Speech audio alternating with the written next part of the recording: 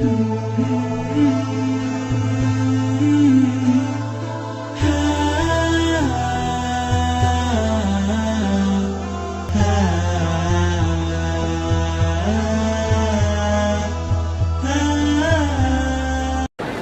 ingin bertanya Ustaz, bagaimana Islam memandang seorang yang mengagumi, mencintai pasangan orang lain?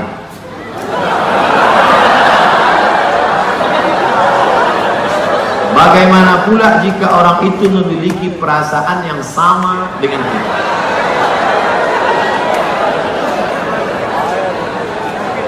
Hidup ini ada pilihan, ada keterpaksaan. Hidup ini ada pilihan, ada keterpaksaan. Saya mau ceramah antara duduk dan berdiri. Pilihan atau keterpaksaan? Pilihan. Ustaz mau duduk atau berdiri? Saya pilih berdiri. Kenapa Ustaz pilih berdiri? Menunjukkan bahwa saya masih muda, masih sehat. Antara minum atau tidak minum. Pilihan atau keterpaksaan? Pilihan.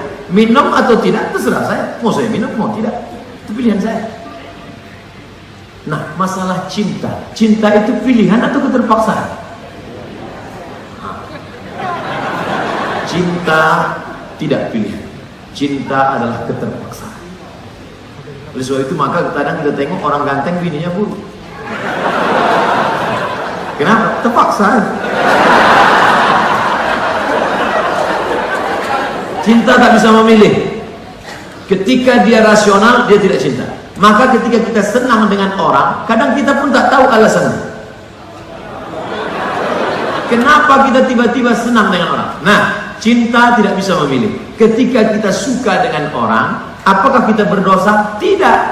Karena rasa itu ada tumbuh di dalam. Suka tidak berdosa. Ketika dia berubah menjadi action, baru berdosa.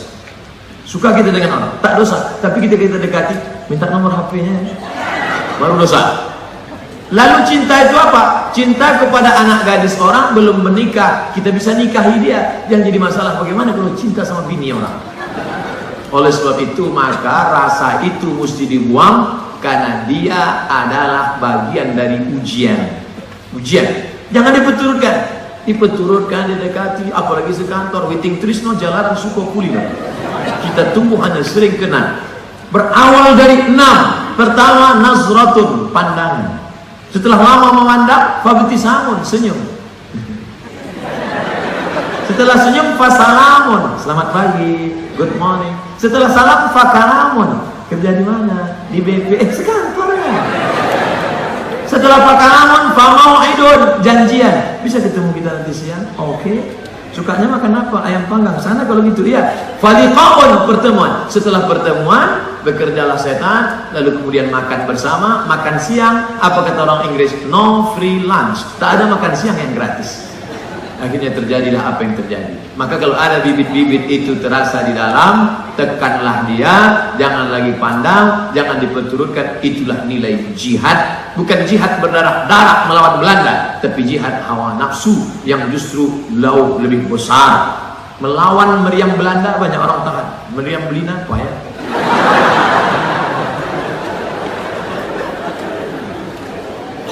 Bagaimana sikap kita kalau ada rekan kerja atasan langsung yang tak sholat, padahal sudah coba diingatkan beberapa kali? Bapak tak usah mengingatkan dia, nanti dia marah. Cukup kirimkan aja video pendeknya ke dia. Hidup kamera nih kan?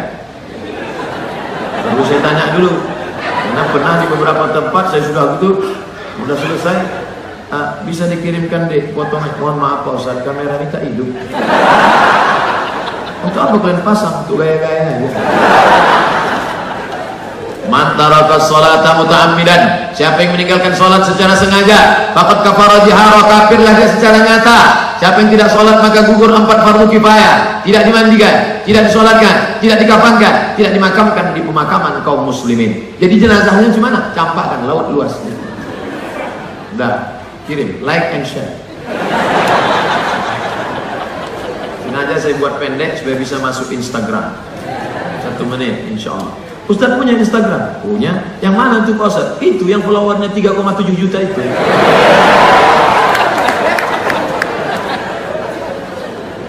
Tentang pentingnya beribadah yang berdasarkan sunnah, dasar sumber ilmu. Bolehkah kita menjadikan buku sebagai sanad ilmu mesti belum bertemu dengan orang penyusun bukunya? Boleh. Namanya wijadah. Wijadah diambil dari kata wajada yajidu wijadah, dapat ilmu dari buku. Ustaz Somad, ya, saya sudah baca buku Ustaz 37 masalah populer. Kemarin ada kawan saya bawa, terus saya fotokopi Pak Ustaz.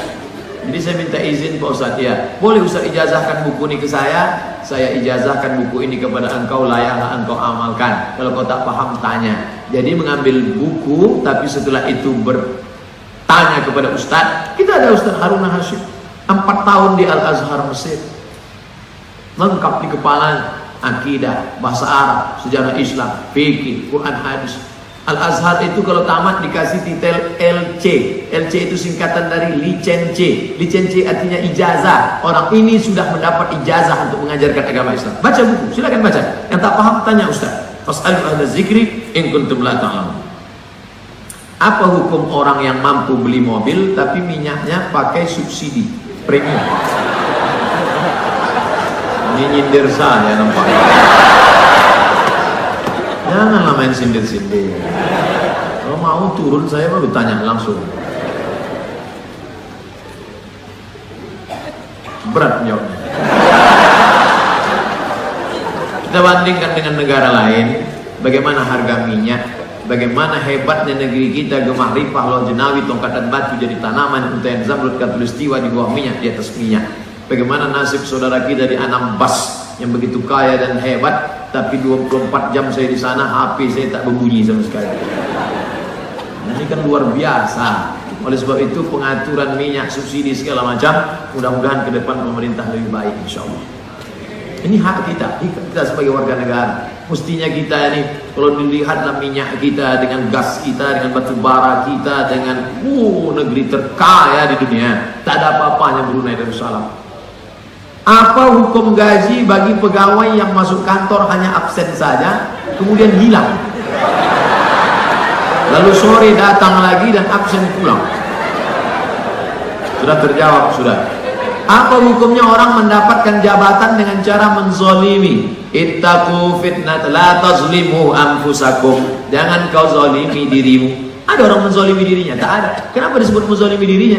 Dirimu satu diri dengan saudaramu, maka dirimu satu diri dengan saudaramu. Ketika kau zalimi dia, kau sedang menzalimi dirimu sendiri. Karena kita satu jiwa. La yu'minu ahadukum, kau tak beriman hatta yuhibba li akhihi, sampai kau sayang kepada saudaramu sama macam sayang pada diri sendiri. Kalau kau cubit terasa sakit, begitu juga pipi saudaramu. Kalau dipukul terasa perih, begitu juga tangannya. Maka kadang kita menengok anak orang dibonceng. Kamu anak sebulan kan? Iya, turun. Ini bapaknya kawan saya, ini udah macam anak saya. Anak orang macam anak kita, tak apa. Asal jangan bini orang macam bini kita.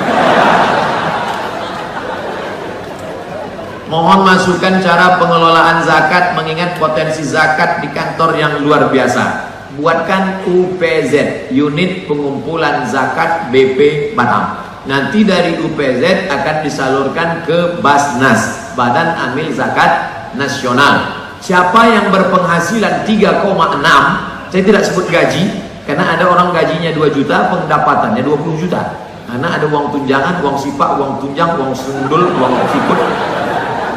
Total semua, siapa yang berpenghasilan 3,6, maka sudah wajib mengeluarkan 2,5%. Jadi kalau penghasilan 4 juta, 2,5%, 25.000, 25.000, 25.000, 25.000, 4 juta, 100.000. Serahkan ke UPZ, nanti UPZ akan menyalurkan ke Basnas. Jangan sampai kita makan haram. Kenapa bisa makan haram? Karena makan zakat yang tak dibayarkan. Ustaz, bagaimana cara kami ibu-ibu yang kerja tetap dapat mendidik anak-anak kami menjadi anak yang soleh, solihah? Pulang dari kantor jam 5, sampai ke rumah mandi, siap-siap bersih-bersih, ajak anak sholat ke masjid. Pulang dari masjid, dari maghrib ke isya, baca Quran. Sini nak, duduk nak, duduk. Nah, baca Quran. Habis sholat isya, bisa cerita-cerita, tanya mana pelajarannya. Jangan sudahlah waktu pendek, habis waktu karena asik WhatsApp. Datang anak, mama, nilai adik tinggi mah, tengok, asik. Iya lah, bagus. Tengok lama, diambilnya HP, difotonya pula. Ada anak resek aja dari tadi. HP kan dari pagi tadi sudah, sampai ke rumah jam 9, 3 jam ini manfaat ya, supaya anak-anak dapat kasih sayang. Apa hukumnya jika kita sudah menunaikan kewajiban, namun hak kita tidak dibayar sepenuhnya oleh tempat kita bekerja? Tuntut. Man mata duna malihi fahuwa syahid. Siapa yang mati membela hartanya, mati syahid. Ramai-ramai tuntut. Turunkan gaji, turunkan gaji, turunkan. Turun. Kalau tidak dia maka kita yang menuntut hak kita, kita bukan pelit, bukan bakhil. Kita menyelamatkan dia supaya jangan sampai dia makan haram. Aku menuntut hakku ini bukan karena aku benci sama engkau saudaraku, tapi aku tak ingin kau di akhirat nanti susah. Maka keluarkan sekarang. Mohon didoakan kami yang akan berangkat haji ke Tanah Suci. Insya Allah seluruh kloter Batam mendoakan Ustadz agar hati Ustadz, oh ini juga dicoret pula, agar hati Ustadz dicoret. Ustadz, apa hukumnya membawa HP ke toilet? Misalnya main game.